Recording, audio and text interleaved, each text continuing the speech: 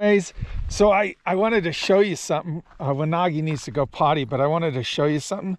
There's actually something here in Idaho. It happens throughout the Northwest. Yeah, Idaho, I think, Utah, Nevada, and parts of, but this lower section of Idaho through the desert, high deserts, is something called the Mormon crickets, and they migrate. And so without us getting run over here, here's one right here, got mushed. You see it right there?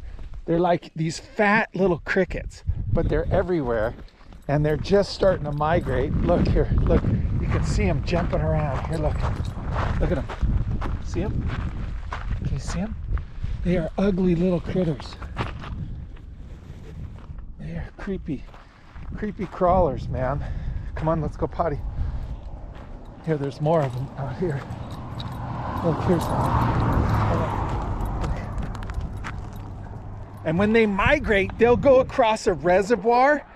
And when they go across a reservoir, they literally, it's miles of them. Like, it isn't just a small section. It's all along the road here, all the way down this way. We were running them over. They're crossing the road right now.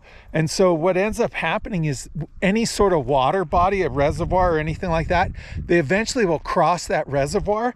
And when they do, the fishing is phenomenal because all the fish start keying in on them. You can actually go out and just pick them up. They're like scoop, they're everywhere on the ground, and they'll spit tobacco at you, and they even kind of bite. Not bad, but a little bit. They're like a locust almost. They call them Mormon crickets, but they're essentially kind of like a locust that just in springtime, this time of year, they'll hatch out, and then they just kind of make that migratory crossing. Anyways, but there's only a few. I'm seeing them. They're actually everywhere you look, you can see them kind of jumping around. But anyways, right on. We're about 2 hours from Boise. We're that way towards Boise. Camper's doing good. I'm just giving Wanagi a break. Oh, she got a thorn in her paw. All right, I got to settle with Wanagi. She's got thorns in her paw. All right. There's a Mormon cricket right there. You see it? They're big.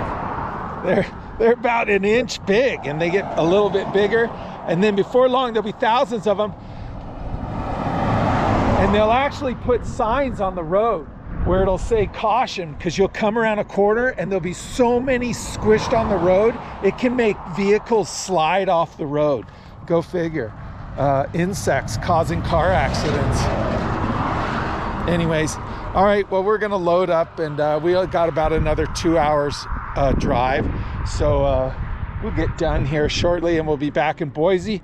Then we're gonna go to Bombay Grill. This it's Indian food restaurant that we always used to eat at. Me and this family called the Link family. They have 2 daughters, and Tony's the husband, and Lisa's the mom, and they're awesome.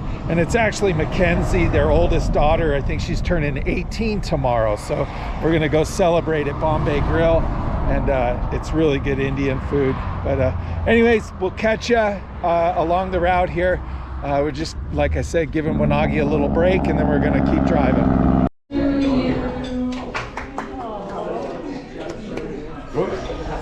Kenny's 18th birthday, family. Celebrating with friends. Indian food. Boise, we're heading northeast towards a place called Sun Valley. We were there a few months ago, back when I bought the Ford F-250. That's where we're heading up to that same area where we were fly fishing, because it's opener there. There's a huge brown drake hatch that happens, which is a mayfly hatch, and for fly fishing, it's like, this place is pristine. It's so beautiful and so amazing. But anyway, so we were in Boise visiting with friends from when we lived there, and it's a family, a husband and wife and 2 daughters, and it was the daughter's 18th birthday, and so we went out to our favorite Indian food restaurant, had amazing lunch together, and then I went and I took them out to the park, and they all wanted to learn how to fly fish, so I spent a couple hours with them, teaching them a number of casting and explaining about hooking fish and how to play a fish and all that, and spent a good long time at the park just kind of helping them have a good experience, and it was great. And I love these people so much. They're dear to my heart. I've known those girls since they were like, I think like 6 and 9 is how old they were when I first met them, and then with their mom and their dad, and so watched them grow up, and it's been absolutely amazing. So I was glad I got to participate in that. And Wanagi loves them. Like literally, Wanagi just rolls over on her side and just is like, oh, it's like her people. Like she knows those people. Like it's pretty funny. But anyways, we just grabbed some eats real fast. Just because I have food and stuff, but I just didn't want to hassle. I haven't ate since earlier today because we had to do a bunch of stuff on the truck. I had a bunch of work I had to have done to it because some things had gone bad since we went down in Mexico, and so got those all fixed. Truck's good, just gassed up, and we had to get some wading boots because the last ones we bought were just too slippery, and with my back they're not good. So we did that. Wanagi just ate some food. I gave her a little hamburger patty. She just finished that. I had a hamburger, some fries, and then we're gonna just hit the road. We got about, I think it's about a 3-hour drive, 2.5, 3-hour drive from here, about 2.5. Is what's left. We just drove an hour to Mountain Home, so we're heading up into the mountains, and beautiful. And I don't know if we're gonna get all the way to Sun Valley tonight. It's almost 7:30 in the evening. Light out till for another hour and a half, probably at least.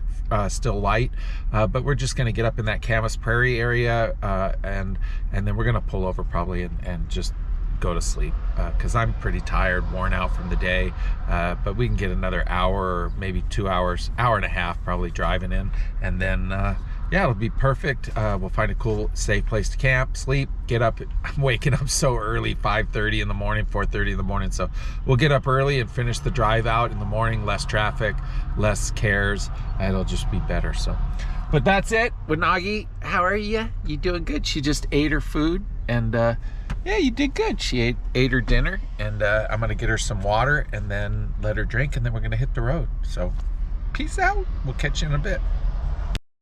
Hey, good morning. What's going on? Look who's up.